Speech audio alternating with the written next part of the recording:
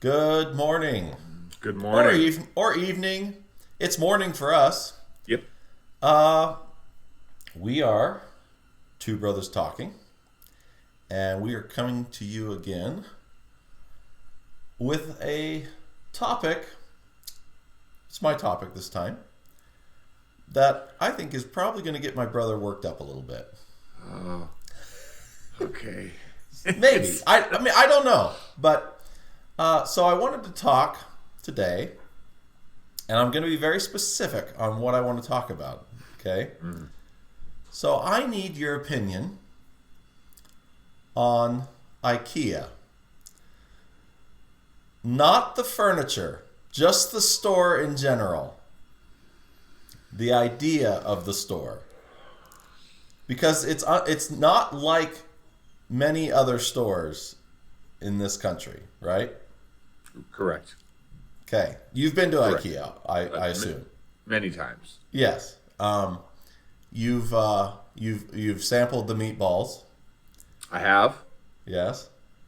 Your And opinion. the lingonberry jam. Yeah. Oh yes, the lingonberry jam and the lingonberry like frozen something or other. Oh, yes. Yes. Okay. So, give me your opinion of Ikea. It's a broad topic. What specifically do you want to talk about? I do not want to talk about the furniture. You don't want to talk. We are going Okay. to talk about the furniture another time. Okay. I want your opinion on the concept of Ikea. Okay. I really, really like it. You do. I do. Oh. I do. And this is why. Because I never feel, except when I get to checkout, I never feel like there are too many people in the store. There are always a lot of people. I come out, I drive into the parking lot, and I see all the cars, and I'm like, But then I get inside and I realize I can walk around and look at stuff, and there's zero problem that I have with Ikea, and as far as that goes, I love the concept and the idea of just taking a piece of paper and a pencil and going around, writing down the numbers of the stuff that you see, and going to get it later. They make it very seamless and easy. They pack everything tightly and organized. I can always fit it in my vehicle. And my kids drop plates all the time. All the time. And I don't have to be mad. In fact, at some point here in the future, I'm just going to throw down a plate in anger. just because I know I can. Because they're $1. And the Swiss they've done it. They've come up with a great idea to get people to come in and get subpar equipment. And all right, so I got to correct you really quickly. Okay. It's not the Swiss. Who is it? I don't think it's the Swiss. I think it is. I'm Sweden? pretty sure. Sweden? Yeah, not Switzerland. Sweden. The Swedenish. We are very more American. We don't know what goes on over on the east side of the world. It's Sweden, I'm pretty sure. It's the Swedes. You're right. Or Norway. Or Norway. It's not Switzerland. No, it's not Switzerland. It is Sweden. But you like the concept of the store. I like the concept of the store. I can always walk around. I can go whichever way I want. I do not like. I like that I know about the secret passages to the next grouping of places. I don't like that there's 2 levels and that I have to go up and down if I forget something and it's not on that level. I'm like, I got to go over to the elevator, over by the food court, go downstairs, and I can only go backwards so far, and then I'm locked in. So I have to go around. And I know that that's a marketing scheme. I know that that's a sales tactic that they have to keep you in the store longer. There's no accessible windows. There's lots of lighting. It's just like a casino. They want to keep you in there as long as possible. And because I know casinos and I know all about that, I'm fine with it. So I actually really like it. Okay. So how I equate IKEA's business model, right? So let's talk about the store layout first, right? So I look at it like the highway system in America, right? You have main highways, and then you have these little roads that come off of them, right? And that's exactly like your regular supermarket in America anyway, right? So you have these big thoroughfares, like you look at any Walmart, there's two big ones that go straight back on either side of the store, and then there's these little aisles that come off. Right. You can get to any aisle you want quickly. IKEA has decided that what people really want is a wandering forest path through the store. Like you're on a journey to see the entire forest. They have left breadcrumbs if you see the lighted arrows on the ground. Oh yes, that you can cut through the swamp if you'd like, but you still have to do most of the journey, right? And you have to climb the mountain, and you have to come back down the other side of the mountain if you want to get to the end. It's a story. I hate it. I have spent too much time of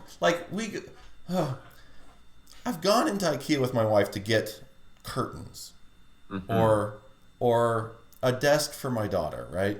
Mm-hmm. And we were in there for an hour and a half. Yeah, we got two things. What? I see what's happening here. I see the writing on the wall. I see what you're saying, and why it is that you're upset. And let me tell you why. Okay. You're upset because of your wife. That's why you're upset. No. Now wait a minute. This is all out in public. I know. I do not need to be crucified when my wife maybe watches this someday. It has nothing to do with the fact that you don't like her. I did not say that. Well, no. It's not that at all. What it is that you are a man, you are logical, and you are straightforward. So you think you're going in for drapes. However, when you go in, there are new things. We need this little plant.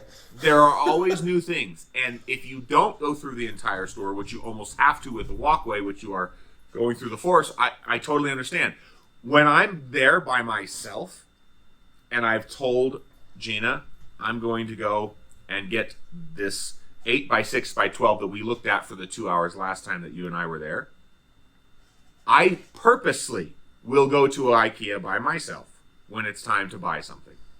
Okay. So what you have to do is you have to set aside 3 hours of your life at some time in the future to go to IKEA with your wife, expecting to buy nothing. It's a time with your wife. Well, I'm trying to help you here. IKEA is very efficient. It's very efficient if you are not there to browse. If you're there to get what you need, you just go and get it. I never go to a store to browse.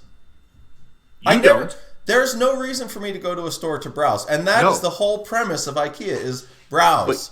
But you go to the store with your wife. So you go to the store to browse. No. Yes. I don't. You go with your wife. You make the active choice to go somewhere with your wife. If it happens to be to a store, you are going there to browse.